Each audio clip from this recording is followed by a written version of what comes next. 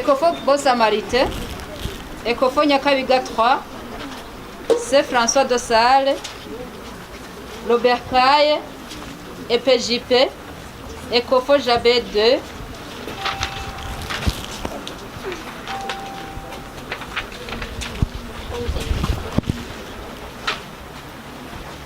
Ecofo Jabé 2 naivuze, Ecofo Mutanga, Les Alizés, Ecofo Jabé kushika kuri Les Alizés, mutonda hali ya kuri sale ya mbere.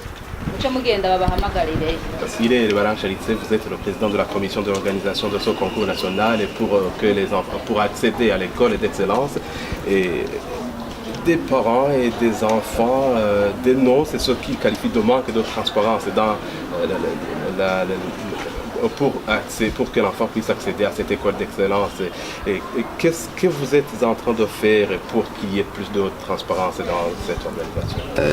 D'abord, signalons que la transparence, il y en a, mais il y a toujours moyen d'améliorer. Et c'est notre souci, et c'est le souci du ministère. La première transparence se fait voir à travers la communication. La communication que nous avons faite sur les médias. Ce concours a été médiatisé sur presque toutes les radios. Nous avons affiché, nous avons communiqué avec les DPE pour qu'au moins, au niveau organisation, les élèves puissent se préparer en conséquence. La deuxième transparence, c'est au niveau de la correction, pas de la correction, mais d'abord de la surveillance.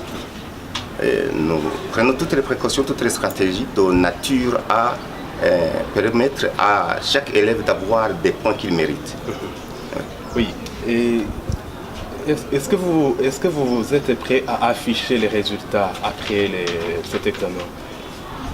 Non seulement nous sommes prêts à afficher, mais avant d'afficher, nous avons d'abord rectifié au niveau cette fois-ci, nous utilisons le pied autocollant.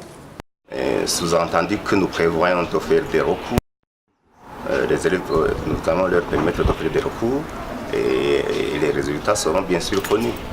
Donc, et sinon, quels critères pour que l'enfant puisse accéder à l'école d'excellence? C'est compétences intellectuelles ou autre chose? C'est normal lorsqu'on a fait passer un concours.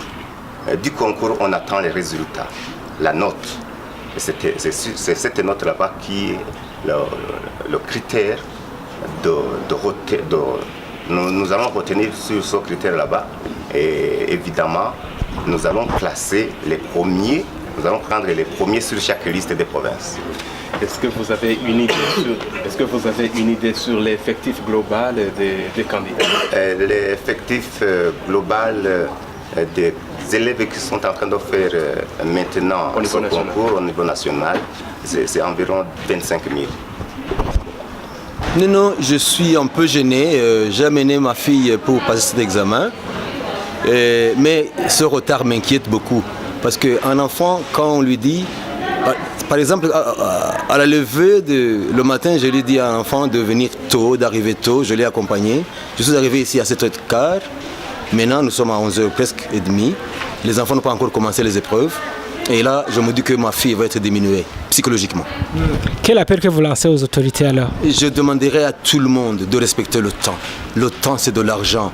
Nous demandons toujours à nos enfants d'être à temps à l'école, d'être à temps à table, d'être partout à temps.